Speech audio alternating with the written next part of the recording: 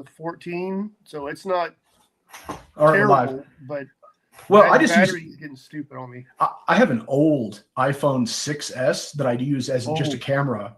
I just have that like hooked up and have a little app on there that hooks to my PC and turns it into a web camera, and it's like great. And if you can also use it if you're recording just on the iPhone, because the iPhone will do like 3 hours at a time without cutting off. Yeah, it's pretty good. All right, so we're live now. Let me see if I can find us on actually on YouTube.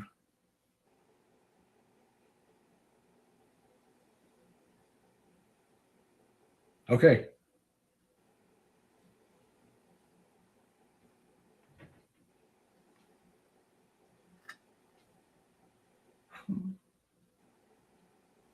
It says I'm live, and it's set up on my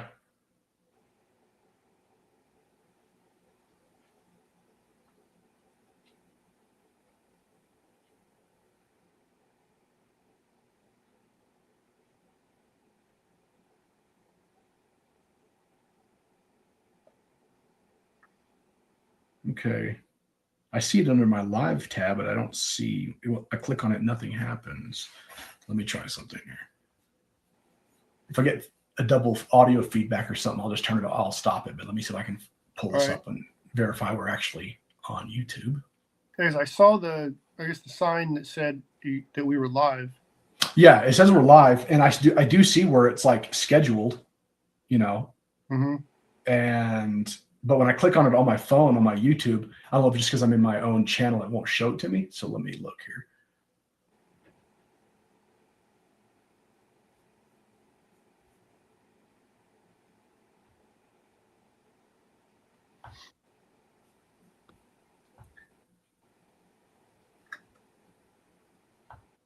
Okay, there we are. Yep, we are live. All right, now let me grab this and send folks. Damn it, I gotta wash my mouth now. And there is a bit of a delay, so it's fine. Let's see here. Like I said, this isn't for little kids or anything, so I'm not worried about that. We're going to share this link. Oh, it's hilarious. With mine, I mean, they know that I cuss a lot, but I've caught myself mid-sentence and trying to think of something else to say. I'm like, oh, crap. No, I mean, as you can, just like Mitch, I mean, you can drop F-bombs all you want on here. It's fine. Don't worry about it. Okay, let's see here. Boom. Boom. Okay. Okay, I dropped it in my own channel, so great. Let me drop it in the Blood Force channel in case anybody's watching. All right. We'll see if anybody shows up. Yeah, I'm seeing them on my phone that you're dropping the messages. Yep. All right, good. Okay.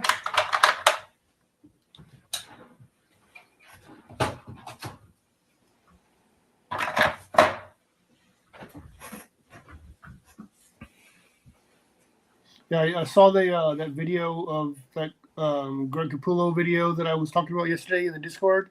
Mm-hmm. Holy crap. I had no idea he had done some of the stuff he had done. I'm like, and it sucks. He was right after the Image guys just blew up, and it's like Marvel was punishing him and everyone in his little group because of what the Image guys did. I'm like, he deserves so much more than what he got. Well, yeah, because I mean, which is kind of silly for Marvel because I mean, the dude's art is fantastic. Like, you'd be dumb to be like, oh well, you did this and you hooked up with Todd and this and that and the other. I mean, so did some of the, like, you're going to tell that to what's his name, Frank Miller and all those guys that they'd hire them back without. But yeah, the smaller guys, they tried to punish them. From what I understand, that's what they did. They didn't see the writing on the wall. Instead of joining them, they tried to beat them, that kind of a thing, and it didn't work out for them. So, well, because I think I have some of his Quasar work, and then I've at least seen I may have some of his X-Force work. I thought he had a very unique style that I enjoyed, but after he hooked up with Todd, his art just blew up. Oh, holy crap. Yeah, he was really good at sort of like taking that Todd style and rolling it into his own. And then, I mean, now, it doesn't even look anything like that. I think he's pretty versatile. I've never seen any of his art. Every time I look at something new that he's done or old that he's done, it always looks different. You know, he can kind of draw whatever, especially that like, what was it? Those, that crazy Gore Shriek comic. And that's kind of how he got started drawing some like really gnarly. Well, yeah, I didn't know about that until I'll have to maybe post the link for that video I watched. Cause it was, well, I think they said they were going to do like a 3-parter, but I had no idea he had done that title until last night. But apparently he is as good as he is at doing horror type books. Apparently horror wasn't his thing, according to the video. So it's like, oh, okay, he's good at it. Yeah, a lot of people are kind of weird like that with horror. They're like, oh, it's they don't take it seriously, or it's only for, they kind of categorize it. I don't. Trust me, I know. Yeah, well, yeah, but I think like film and everything like that, it's ridiculous that people would now still to this day are like, oh, well, horror, and it's like one of the most profitable film genres because it doesn't usually cost much to make. It is, and it's one of the most popular now. Well, yeah, I won't say now, but I think it's kind of remained popular for at least as long as I've been aware of it. Yeah. Well, I mean, like it's not for everybody. Everybody has horror though now, like Netflix, Amazon, like yeah. Everyone has their horror section, right? So, I mean, it's there. Not all of it's good either. No. A lot of it's crap. Absolutely. But like Shudder, they're kind of like a 50-50. Half the time their stuff's really good. Other time, it's all right.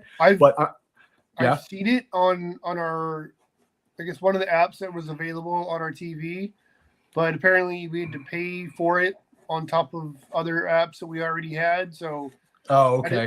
I decided not to, because most of what I can find on there, I can find other places. Yeah. Just Shudder has some original stuff that's okay. Yeah. And if I like, what is it? Joe Bob in The Last Drive-In, that kind of a thing. Old school. If you're into, remember him. He's on there. I do. I never watched his stuff as a kid because my parents wouldn't let me watch horror. Okay. But I know of him, if that makes sense. Yeah. And his was like the worst, schlockiest, cheesiest horror for the most part. I hate that stuff.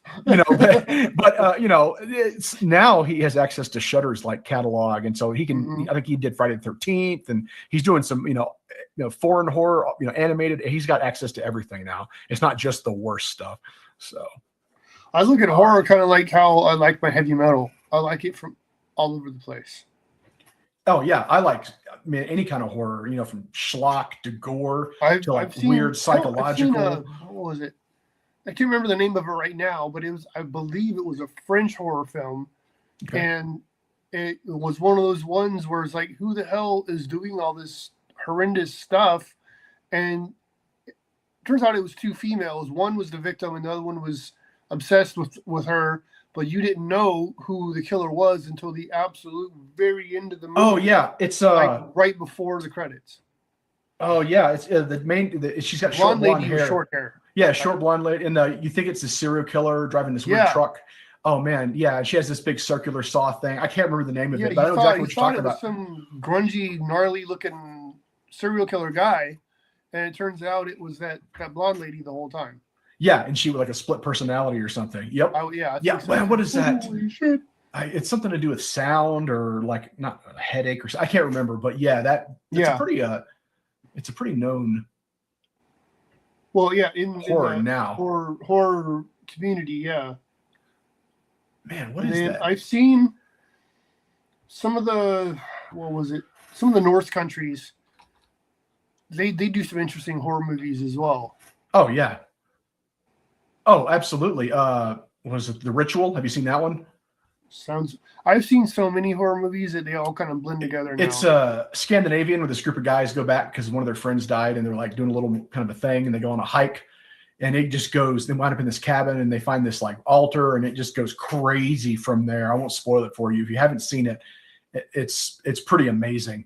If it's anything like any of the other Scandinavian horror movies I've seen, it's pretty fucking gross.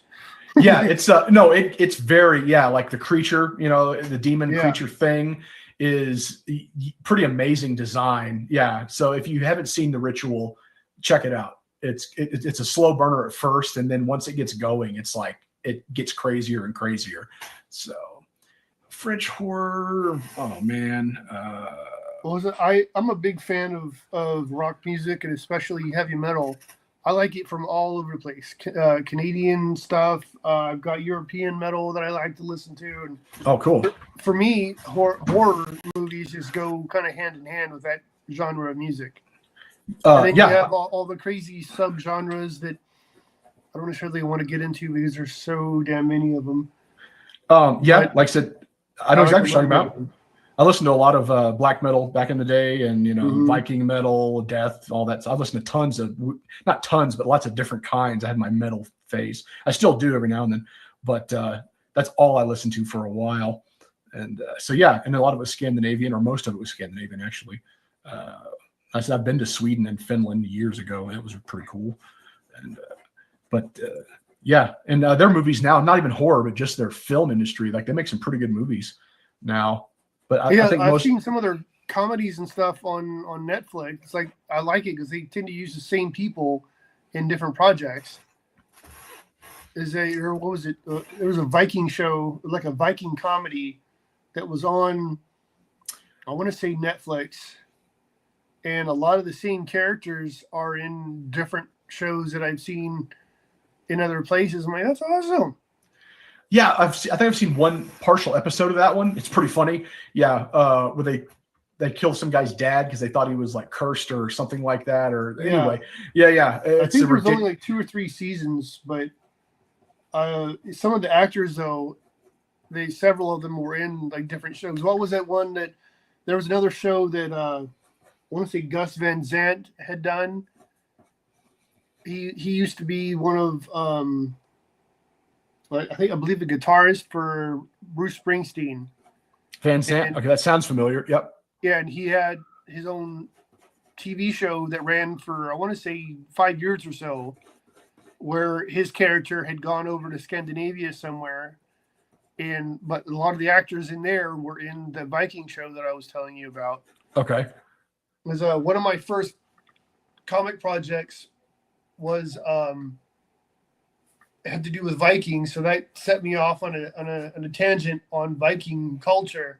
That's awesome. I started watching movies and TV shows and whatever else I could get into, and then I'm like, these are a lot cooler than I thought they were. Because I watched the TV show Vikings. I ended up watching the entire series of that, and I was like, that is a damn good show. And then that led me to other stuff, and then I think that's how I got into that band. Was it Amon Amarth? I know I'm saying it wrong. Amon Amarth, yeah. Uh-huh. Them. Yep. Those guys are awesome. Oh man, I found one of their concerts on Tubi. My wife's like, "What the hell is this?" It's Amon Amarth. Yeah. Yeah, they've been around forever, and their style I think has changed quite a bit since when last I listened to them. But let's see, I listen to them quite often when I'm in the gym.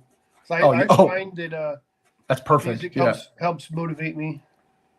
Yeah, it's got the right kind of energy, that's for sure. So,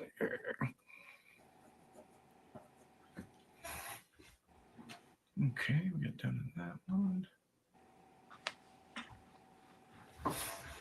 I've got something started. Oh, here, let me move my screen here.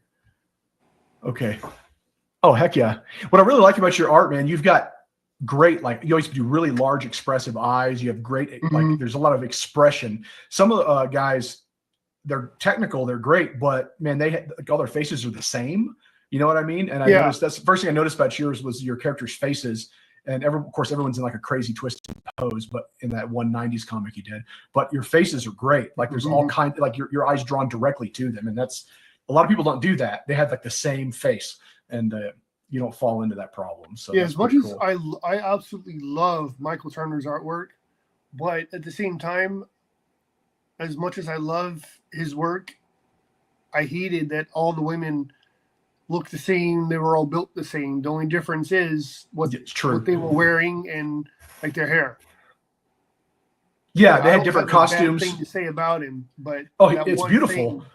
Yeah. Yeah, I never got into Witchblade because of that reason, because I was like, oh, cool, Witchblade. And then I saw another picture. I was like, all right. And then by the 5th or 6th ad or whatever, it kind of all looks the same. Mm-hmm. You know what I mean? And then until like the second, until once he passed away, I guess the second, I don't know who it is. I don't know the people's names. But the next artist did a lot with darkness and stuff and sort of changed it up and gave it a little bit something else. And it got some more personality to it. I mean, beautiful work. This pinup work is fantastic. But I actually haven't read a lot of seen any of his internal work, just his covers. I haven't seen his pages. So. I've got a Michael Turner section in my collection. Okay. Because for me, comic books has been more about artists. I got more excited, not because Spider-Man's newest issue came out, but I was excited who drew Spider-Man this month or who drew whatever random character. Because the way I see it, looking at Joe Quesada's work or Michael Turner's or Silvestri or Bart Sears or whoever, following the artists exposed me to a wider variety of characters and comics in general. Instead of just sticking to certain titles, I exposed myself to a wider variety of influences that way. Oh, the more the better. Like I said, that's why I try not to even just stick with comic art illustrators, like book illustrators, classic illustrator, everything. When I was in high school and I decided that, I'm serious about this stuff. Yeah. And I started learning the legitimate way on how to draw. I was reading articles, probably in magazines like Wizard and stuff, where they were telling you to mix your influences on purpose. Look outside of comics for other influences on what to draw. So that's when I got into like Boris Vallejo and Frank Frazetta.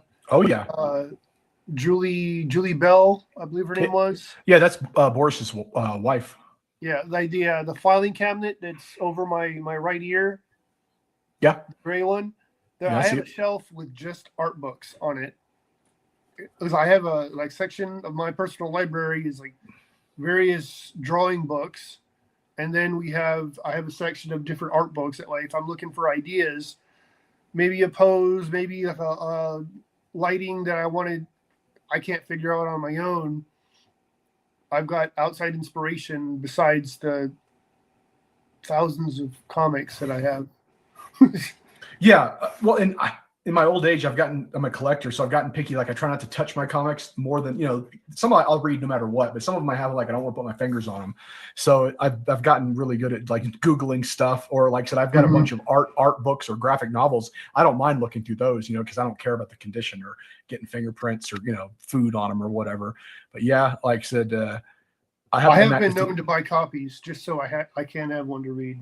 Oh, absolutely. But the problem is I don't buy many new comics. I picked up some Creep Show and a couple other the Hulk issues, but I haven't. Like I said, all the other stuff is old, and I couldn't get more than one copy, or I wasn't gonna try to buy more than one copy just because they've gotten so floppies have gotten so ridiculous. If they're in good condition, and the dollar bins are great here, but like, it's just whatever you can get, So for me, as much as I love comics, since I've started making them, I don't have as much time to read them anymore.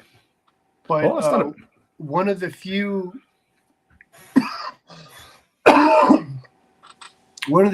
current artists that I like is Nick Klein. He's been doing a lot of Hulk stuff. I'd look him up, but he's the Incredible Hulk artist, right? Klein. Yeah. He hasn't done every issue since he took over. Some of them he's only done covers, I believe. But holy crap, that dude can draw his ass off. Yeah. He's the reason I picked up a few issues of the Hulk, because Me too. Yeah, I think I saw. I can't remember who recommended it. Maybe Donald DeLay on my Twitter or X, whatever it is, this week. Yeah. I think he recommended Nick Klein through one of his posts. I'm like, hey, let me look it up. Or I'd seen his work online, and I finally somehow figured out Nick Klein had done these awesome pictures of Hulk. So I finally went to my local comic shop, and I snagged up like 2 or 3 copies of different issues at once. I'm like, damn, Most of them, I'll go through it at least once as soon as I buy the book and get it home, and thumb through it. Though I can at least look at the art. Heck yeah! But if it's something that I really like, then I'll definitely try to get an extra. That way I can try to read one. But yeah, I just don't have as much time to sit around reading comics anymore. Yeah, same here. Like I said, I have a stack that I haven't read yet, and I feel guilty. But let's see what it is. Like this, okay. Give you an idea of the books I was talking about. I know we can't see the titles, but are you talking about your art collection, your art books? Oh yeah, there you go. Anatomy for Artists. The whole shelf is well, let me see. These are like my Marvel books, like how to draw the Marvel ways right here. Yeah, of course. These two are Marvel tryout books. Oh man, yeah. But from here on, the rest of the shelf is different art instruction books. Here's the part of the Bart Sears section of my drawing books. And then I have another one of his books over here too that came out after the Roots and Babes. Yeah, I was looking at trying to get some of those, but man, have you seen the prices on those things now? It's crazy. And well, I think those two were my introduction to crowdfunding. Was those two Bart Sears books, and I got I think they were only available soft copy, I guess, at the time. Okay. I still open them up now, but it's like, I know there's extra stuff in the new ones that he's putting out, but it's essentially the same. Essentially the same information. Okay. So it's like I don't need a whole extra book if all I'm going to get is like one or two little images at the end of the book or something. So I'm more than happy with what I've got. Oh yeah, dude. I mean, if you've got those, you don't need. I think his new one's not a reprint, but like you said, it's just a reissue almost with some fresh stuff. Yeah. Yeah, you don't need to. Definitely don't need to buy those if you have the originals. Yeah, I've got so many different influences in my work. What is it? Drawing Power or something? I think is what his old book was, right? The Brute and Babe stuff was like pretty much. Yeah. That was the I guess the original book that came out after Brutes and Babes. Okay. And it was like a thin graphic novel size book. Okay. As far as thickness, and then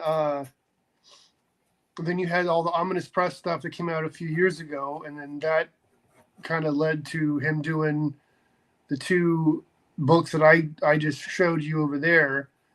And then I heard he had a falling out possibly with Ominous Press. Oh really? Now he's doing his own thing, so I don't really know. At one point he lived in Tampa. I got a chance to meet him at a local comic book store in Tampa, and then I grabbed all the Ominous Press stuff that I didn't have at the time. Yeah. He asked to look at my work. I didn't ask him. He asked if he could look at it. I'm like, sure. This is awesome. Yeah. Heck yes. Because at the time, my wife and she'd take me up to this store. So I took her and the kids home, and then I flew back up in my truck, and then I made it like in maybe 30 minutes back up there. And he took his time going through because he's only supposed to be there for a certain amount of time. Right. He stayed later than I guess what the store signing was supposed to go for. Just going through my portfolio at the time, and I've got these some cards over here of things that was trying to show me, lighting and like angles and stuff like that, like how he constructs different parts of the anatomy, or how problems that I had with the portfolio that I showed him or whatever. Yeah. Oh man, that's like a mini tutorial, like in person, dude. Yeah. As far as I'm concerned, he's a great guy. I don't have a bad thing to say about him. Oh, he seemed really. I saw a few minutes of that David Finch team up stream that he did like a week ago. He seemed really cool. I mean, he was all about. He was not shy about showing you his techniques. He wasn't holding anything back. You know what I mean? He seemed like a pretty cool guy. So, Yeah, David Finch is another one of my influences. I've got a Finch section. I got a Sears section, Michael Turner section, Joe Quesada section. I have because I never wanted to be a clone of anyone. I wanted to be kind of my own man artistically. Oh, absolutely. So I think I've accomplished that, but I still, even to this day, I'm looking at how does this artist do this, or how does this artist do that, and how can I bring that into what I'm doing. So hopefully I've come up with something that's at least nice to look at, if not unique. Well, I like your style. It's definitely unique. And I mean that. Like, it doesn't look like anybody else's that I've seen. So keep going in that direction. Like I said, you're not cloning anyone right now, as far as I can tell, that I'm aware of. So I think you're accomplishing that. Oh, good. Yeah, no, really. Like, that's I guess there's influences there, but I can't even pick out like your influences because it looks, I just associate yours, and I could recognize your art if I saw it, even not on the Discord or on Instagram. I would know it was yours. So see, that's what I want. I want people to get excited because they look forward to seeing what I do next. Because that's how I was as a kid. Oh man, what's Bart Sears going to draw next? I loved what he did with Eclipso, and then all the random oddball characters, the more obscure characters that you wouldn't necessarily think of, and you saw how well they looked because Joe Quesada or Bart Sears had drawn them. I'm like, this is amazing. Oh yeah, that's how I was with like back in the day, like Todd and Sam Keith and all that. It was just like every time I saw a new ad or something, a new piece of their work, I had to study it, I had to look at it. Jim Lee I was into, but like just X-Men, but I didn't study his stuff as hard. Like, man, like those different art, like when I got my hands on Lobo the first time, like Bisley's work. Oh man, I just read him over and over and over again just because of the art. I didn't even know who Bisley was. I'm like, this is awesome. Yeah, I didn't know. I mean, I was just like, okay, Lobo, there's this, there's these guys, four guys' names on the cover, great. But I was just like, it wasn't just the art. The art was the big part of it, but just the character. That's what got and the my writing. attention. Oh yeah, but that just the crazy fun of the story. I mean, yeah, it's awesome. Have you seen his work on, was it Slain? No, I've seen Slain, but I haven't seen the book. I finally got a copy of that. Okay. On my last deployment. Amazon's a wonderful thing. So I sent myself a copy of Slain. Finally got a chance. I think it's one of his earliest works. But that was probably the last thing that I exposed myself to from Bisley, because it took me that long to finally, I guess, find a copy. But yeah, oh my God, it's amazing. Yeah, it's like his Conan, right? Basically like his Death Dealer. Pretty much like a Scottish Conan. Okay, all right. I have it on my shelf. Like I've seen cover art from it. I haven't read the book, but if you can ever find a copy of the book, I would recommend it. Okay. I just have to find where the hell I have it.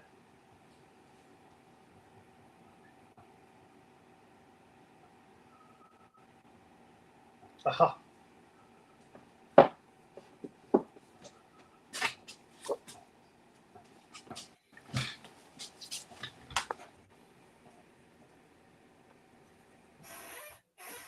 See, this is it.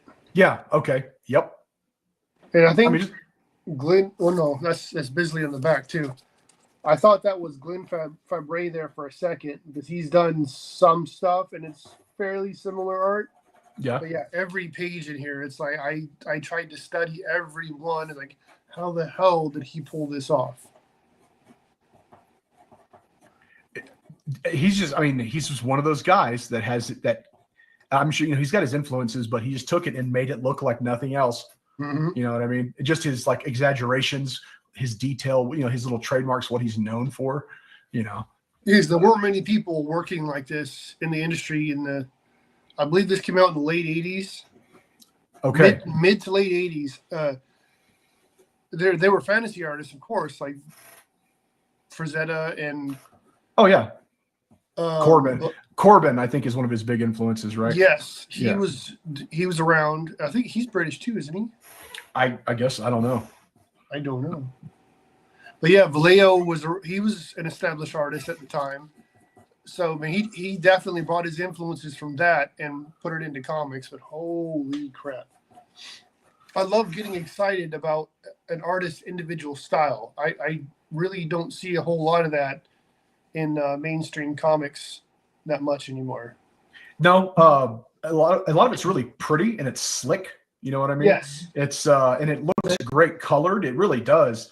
Like when you were showing that that female Lobo piece by that artist. I mean, it was solid. I mean, it was really good.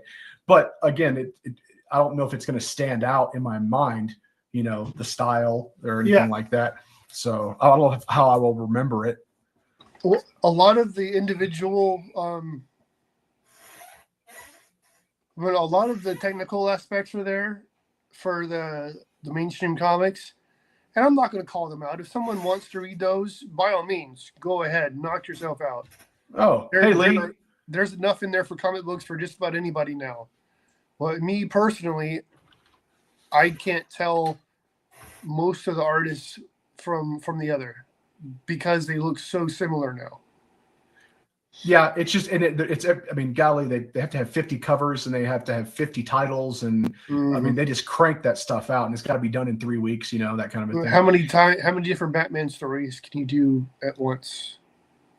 Yeah, exactly. Hey, Lee, you talking about the Slain storyline in Heavy Metal? Is that what you're referencing?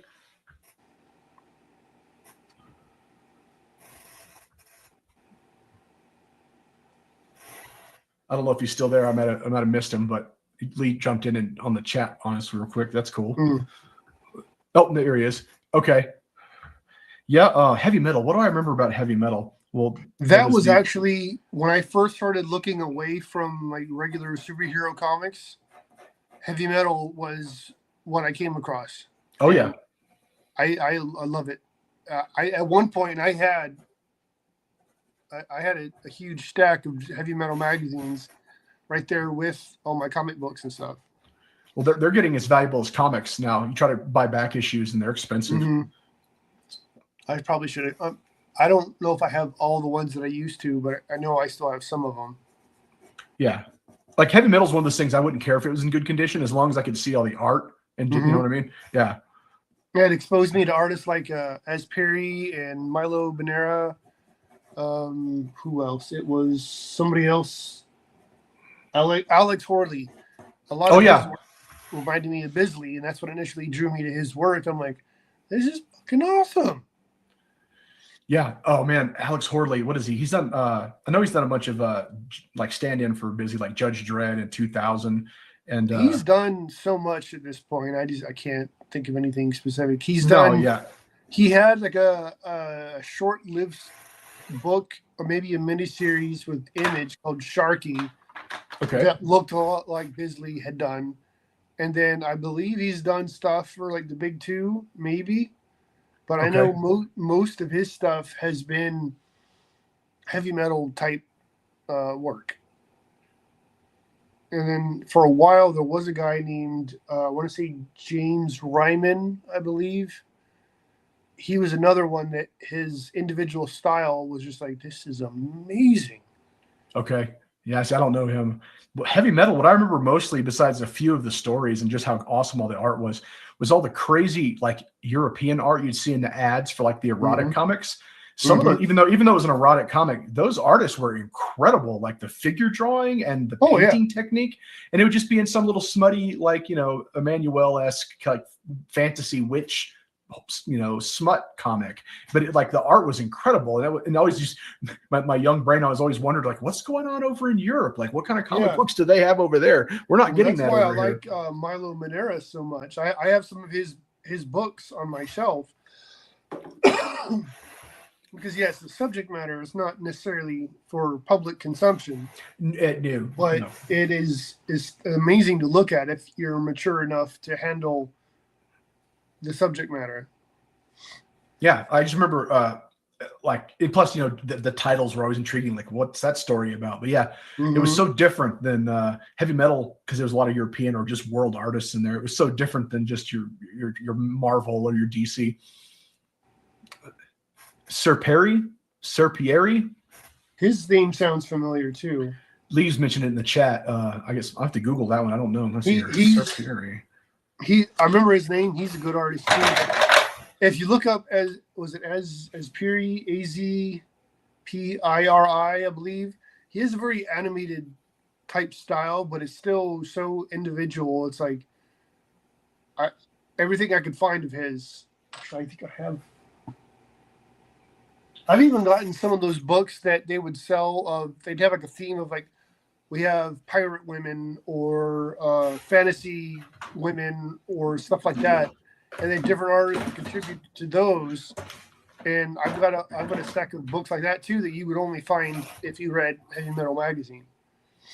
Okay, he said he dropped some of his stuff in the Discord. Let me check real quick what we got here. Or like artists like Drew, I want to say Drew Posada.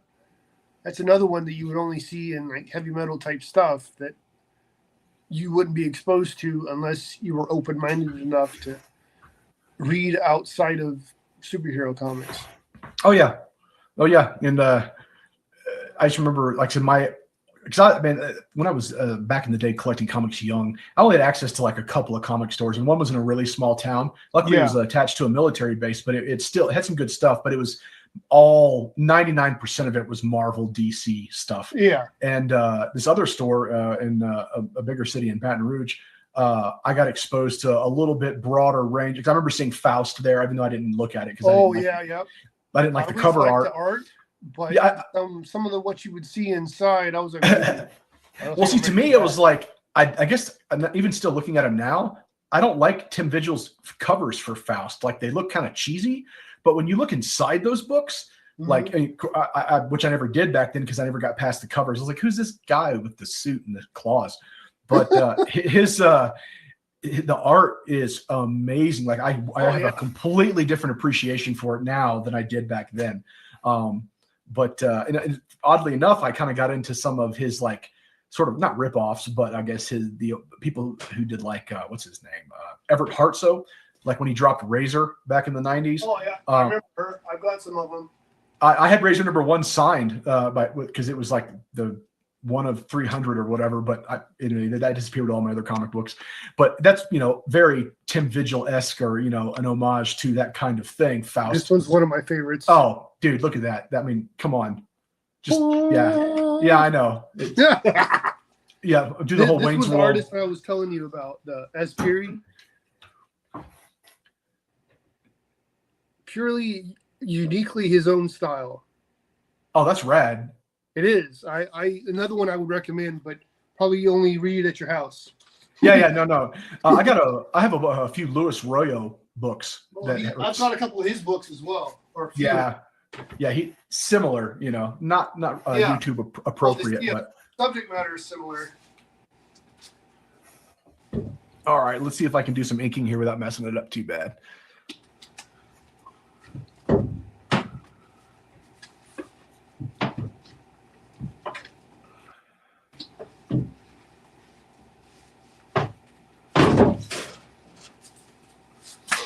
I guess one of my other favorites, though, is this guy. Who's that? Brahm. Oh, yeah, Brahm. Oh, yeah, dude. It's like S&M, hellscaped, like warrior. Like dudes. Early Magic the Gathering type artwork. But lots of bondage, like, influence. I love his anatomy, too, like how he draws his characters. Yeah, I remember seeing him all over Heavy Metal back in the day. His work.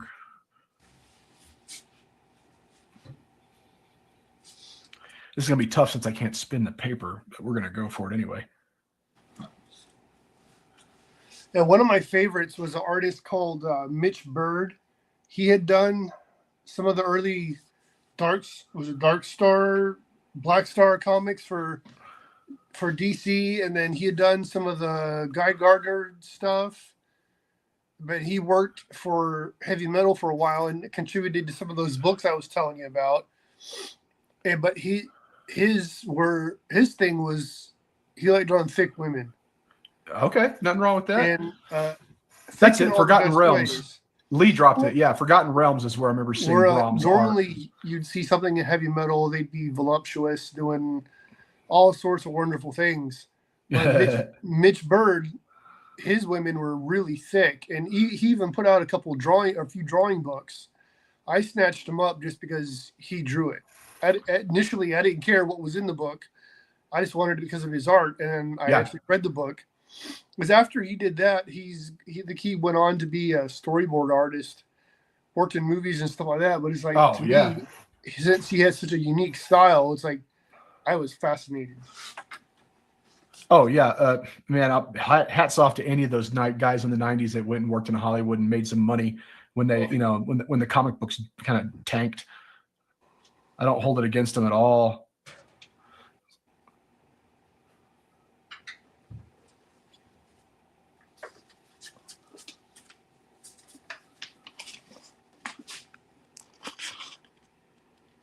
There's one of them.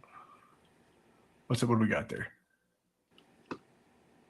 Oh wow, almost like Cadillacs and dinosaurs looking, but that's fantastic. Well, that one is he did a dinosaur book for I think Malibu or something like that. Okay, yeah, he does like them thick, don't he? That she's he thick. Does. Kind of reminds me of how Sam Keith would draw his women sometimes. Kind of. You know what I mean? Yeah. Oh man, that's awesome. I need to check him out. Mitch Bird. I'm gonna write that down. Mitch Bird. Cool. You might be able to find these on Amazon, because I think that's where I found them. Well, at the very least, I can Google him and check out some of his stuff. Yeah, you should be able to find it on Google and stuff. Yeah, I remember the Forgotten Realms. Of course, I played Dungeons and Dragons, but I remember all the Forgotten Realms ads with Braum in the comic books. There's always that like chick standing there with like the mask and like a poleaxe or something like that. But everyone had black leather on, so I remember about Braum.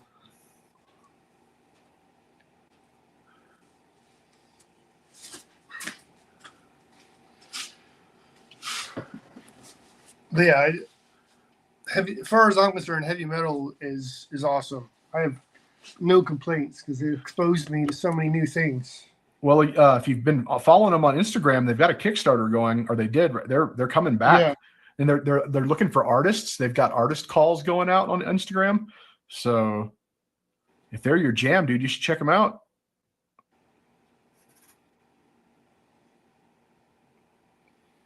I want to, but with the commissions that I've had lately, they take precedence over projects that I'm not going to get paid for. Well, yeah. Well, I mean, heavy metal would pay you if you. Send in your best work. If I'm talking about, if I do a commission, I know I'm getting paid immediately, not entering a contest that I may or may not win because so many other people are going at the same time. Oh, sure. But I mean, you can drop in stuff you've already done. Like, you know what I mean? Like they're just saying, send your best work. They don't care what, how recent or whatever, but.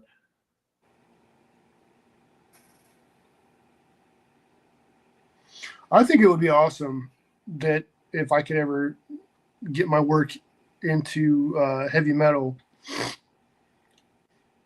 If I could even get like an advertisement in heavy metal, anything, God. Because I've got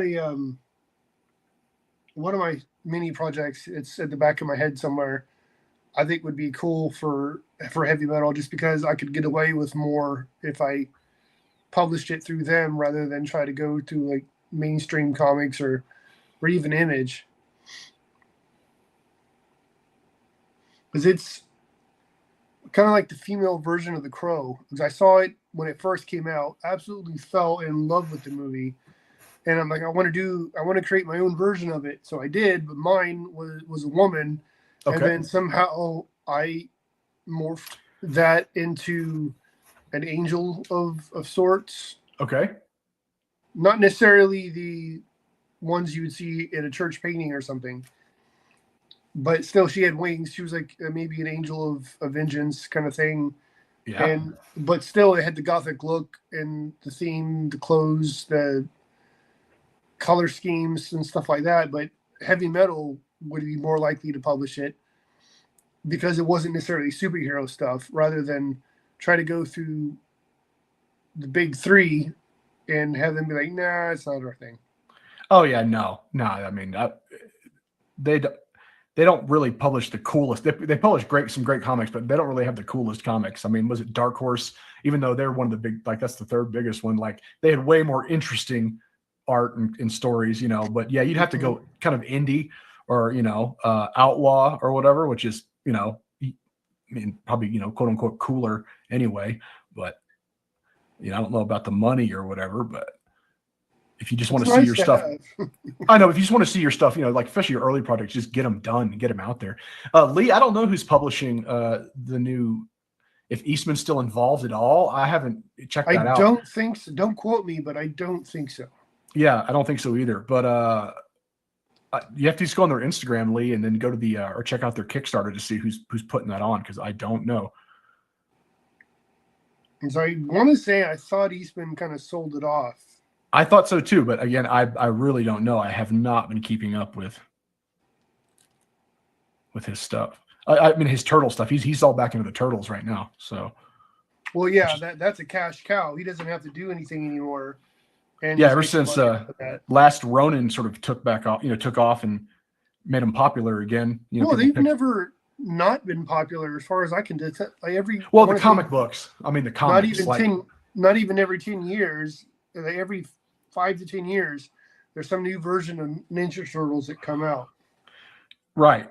But I mean, I don't know if anybody was actually reading the IDW comics. Like maybe I wasn't, but I do have one. I can't remember when it came out, but I want to say after like the last batch of movies started coming out with the giant turtles. And so my oldest daughter really liked the Ninja Turtles. Okay. I found the comic book. I'm like, this is awesome. And I showed her. I mean, I still have some of the ones that came out in the 90s. I have a few of those. I liked that they look so similar to the cartoon. So I was trying to get her into something like that, but at the time they weren't publishing those kind of books for Ninja Turtles anymore. Yeah, in the 90s, that was when Mirage had a run, and then I think in the late 90s, IDW. My times could be off, but I do have a copy of them when like the reset. It was like the first. I got a low battery warning here on my phone. Why is that? Hold on a second. Might get a little jiggly. I'll look for that Ninja Turtle comic while you do that. Okay, it's charging. It's just. The way I got it hooked up, it's it's not keeping up. What are we looking at time-wise here? Okay, we only got about 15 more minutes anyway, so it should hang in there. So, but yeah, the first Ninja Turtles comic was it was called TMNT. And I think it was the first thing. It was like the reset, and then IDW did their thing, and then now was it the Last Ronin is. I mean, heck, I think they're making a video game. They might be making an animated movie out of that and all kinds of stuff. So,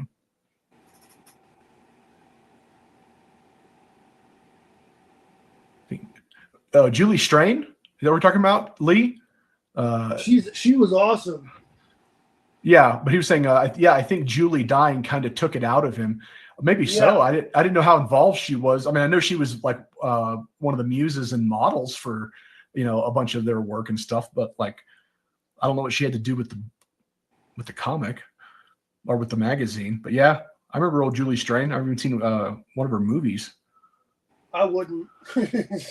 No, I've seen it. I've seen one. It was a soft core thing on Cinemax, like back in the day. Oh, I didn't know. Oh, Julie Strain was Eastman's wife. I never knew that. I did not know that they were married. Okay, wow. See.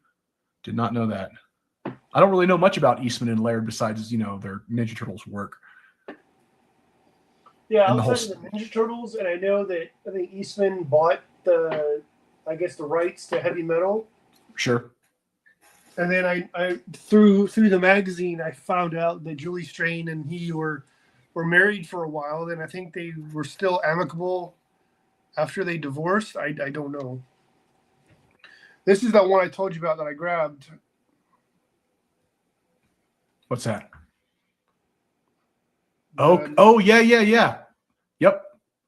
I believe it was an Italian artist that drew this one, but it was one of those ones where I'm like, damn, that is awesome. It's like, that's some serious art for essentially a kid's comic.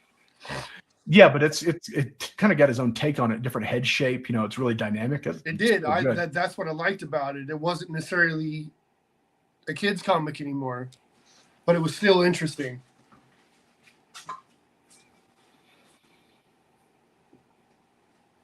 But the ones that I was trying to get my daughter into, because I got my daughter watching the original cartoon. Oh yeah, Saturday morning cartoon. Yeah, I had found some website online where I could stream it for her, and so she loved it. What little bit of it she saw, I was trying to get her into those comics as well that came out around the same time. But I can never find those when I had her with me to go to a comic shop. I might have 2 or 3 at home, or 2 or 3 in my collection somewhere. But I remember, there was a time there where if you didn't have the VHSs, you weren't watching. You didn't see them unless you caught a rerun or something. But if it's really great, and they're better than they have any right to be. But if you've checked out the Archie series of the Ninja Turtles. That was the other kind of run that was going on in the late 80s and then through the 90s. It's actually really good. The art's really, cartoony, but it's really good. Mm-hmm. But it's pretty good for a Ninja Turtles comic. It's just really fun. Of course, it's not super violent or edgy or anything like that. But I would highly recommend, because I don't care anything about Archie and Veronica and that stuff. But the Archie comics, Ninja Turtle stuff's pretty good. And it went on for, I don't think it's still going on. It went on for a long time. It's got a long run. So.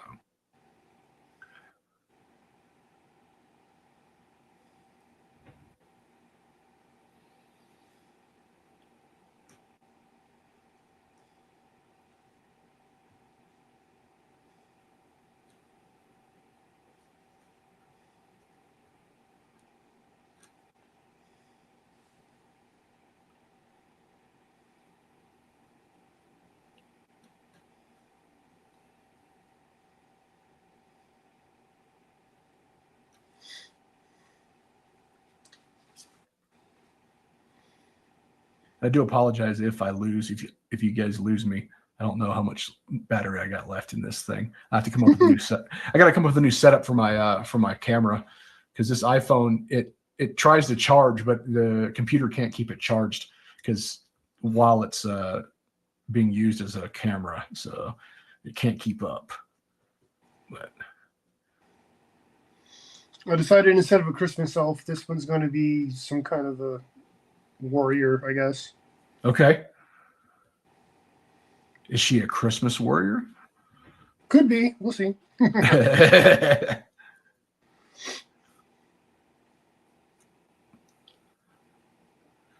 I did just get done rewatching Violent Night when you were texting me. Okay. So I was like, hey. I don't think I've seen that one. I haven't seen Violent Night. David Harbour played Santa. According to that version, he was a Viking before he became Santa. Yeah, he was.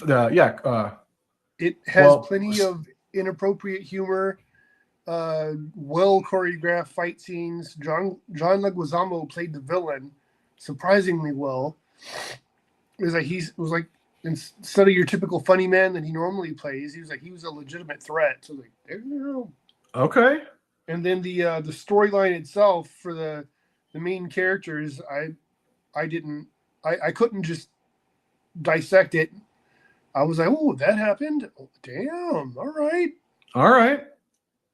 I'll have to check that out. I think I've seen it 3 or 4 times. You should be able to find it streaming just about anywhere. Yeah, Lee. I've seen a lot of Julie Strain as Betty Page. I think that Olivia did. Yep. That in was it Fact 2? I think it was. Yeah, Fox 2, I think, or whatever. Yeah, I never did know how to pronounce it. I'm guessing about it because of Bisley's drawing it. Well, that was the heavy metal character for the new heavy metal movie, wasn't it? So maybe. Yeah, the animated film was. I know she had posed posed for it and dressed up for it and stuff like that. And I believe she was a model for some of Bisley's work for the comic. But outside of that, I'm not sure. Yeah, I'm pretty sure. Like, I don't know because I never saw the second Heavy Metal animated film, but I know that was one of the characters. Maybe. Fact. I know I've seen the first. Okay, so Lee says it's according to the movie, it's fact, like whack. So fact 2. Oh, I have no idea. That sounds. I'll take his word for it.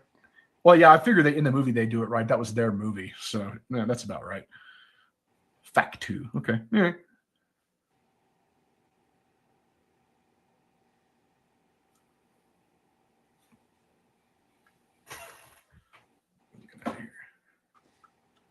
Well, at least I'm figuring out some kind of a sword for her. Even though you can't see anything, she's still essentially naked. So at some point, I've got to come up with something for her to wear.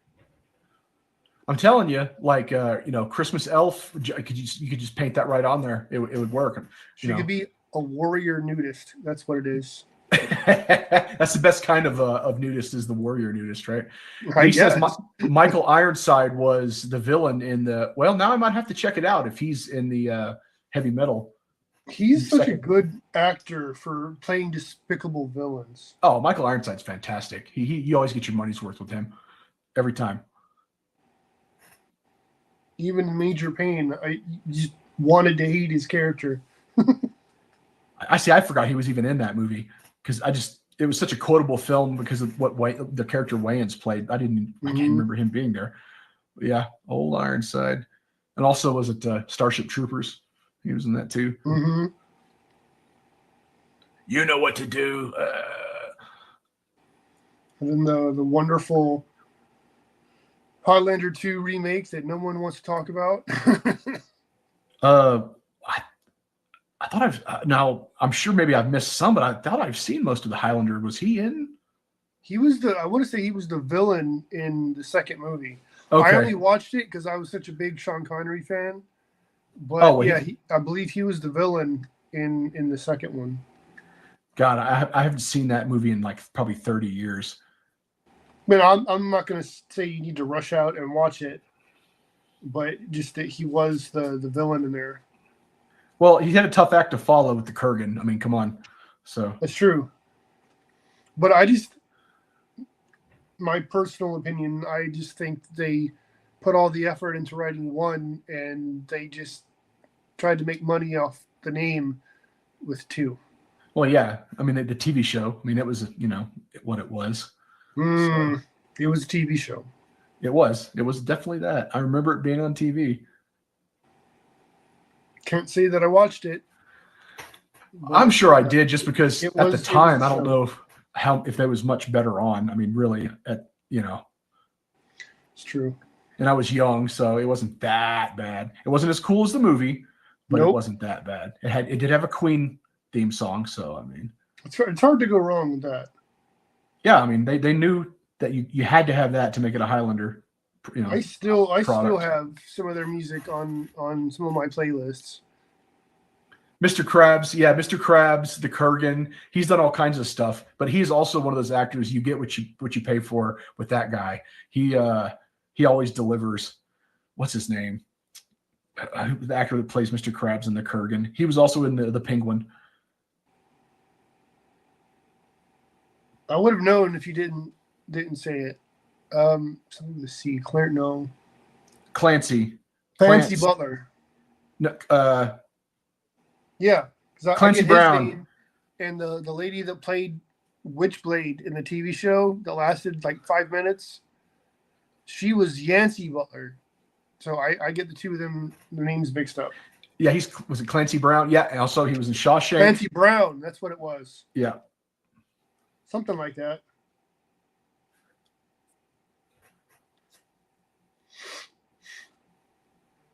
Well, we're at the hour mark, John. We got 1 minute. And it's probably going to be about right for me because I don't know how much more minutes this iPhone's got left in it. Well, yeah, we can cut it short if you need to and try to plan something better because I I guess so. Talking about comics so much, and I didn't get much done. No, that's cool. But yeah, by next time, if you have a way to actually stream your art, that would be, I think, super cool. So.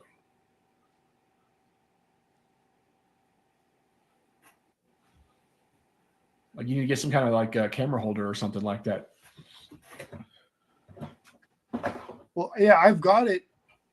It's like my tablet's right here, and then right above my tablet, it's sitting on the base for that lamp I was telling you about, one of those ring lamps. Yeah, yeah. And inside the ring, there's a attachment with a clamp on it to put your phone in. I just haven't had time to really mess with it yet. Okay. Yeah, because this was fun, man. I'd like to do it again. You know, the next time we can do horror or whatever. You know, more hotties. I'm open for whatever. Hey, I have no problem drawing hotties. Yeah, me neither. That's what it takes.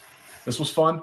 So. Or we could have maybe some group participation. We'll see what the fans want us to have. Sure. Yeah, we can let the guys vote on it or something, you know. We'll see if we can get Mitch involved and see where it goes from there. Yes, Lee, we know you have a wonderful kitty that's always on your lap or on your keyboard. Yes. And I would soon be joining the Cat Owners Association of the World because my wife is going to be getting a Maine Coon. I know she's getting one soon. That's because cool cat box. Yeah, the cat box just showed up in the mail, so I know she's got her eye on something. So it won't be long. So yeah. So. Yeah, ours is just a regular house cat that I want to say he's older than dirt. Yeah, and I'm totally cool with that, but he really doesn't do shit outside of eat and let me pet him every once in a while. Hey, we also have a Australian cattle dog. Yeah, a blue heeler. Mm-hmm. Yes, like Bluey or the Mad Max dog in part 2. That's a heeler. Yeah, those are great dogs. They're real smart. That's what I keep hearing. I'm pretty sure mine's retarded. Well, they need a job. The big thing about those dogs, emotional therapy dog, since I'm a veteran and I'm so emotionally damaged. Yeah. Well, so that we didn't have to pay all those crazy fees and stuff. She's not my pet. She's like emotional therapy dog. Man, I was the same way with my dogs, man. I wasn't in the service, you know, but my dogs are family. So we're going to fix to have a cat that's going to be family. So yeah, it's going to be bad. But I told her I wouldn't spoil it or turn it into a little jerk. So this is her cat. And she put up with my dogs for like 13 years. So she gets to have a cat now. Well, all right, John. Man, this was fun, dude. But yeah, I'll hit you up on the Discord. We'll get it scheduled for the next time you have an hour or two in the evenings, and we'll come up with something else, man. Well, usually I'm free most evenings, especially if I know ahead of time. But my days off are Friday and Saturday. So if you wanted to do like a late one on a Thursday sometime, we could probably do a longer one if we make sure we have all of our devices charged up properly and stuff. Yeah. Oh, absolutely. I'll come up with a new way to power this or get a camera or something. Okay. Because it looks like about an hour max is all I'm going to get out of this. But yeah, absolutely, dude. Right. Thursdays work for me. That way we're not interfering with Mitch's flow and stuff. Yep. And we can come up with a new theme every time. That works for me. All right. Fixing to go ahead and end the stream. It was great, guys. Lee, thank you so much for joining in and jumping on the chat and keeping us company. And we'll see everybody in the Discord. Yep. Talk to you guys later. Yeah, later. Yep. Bye.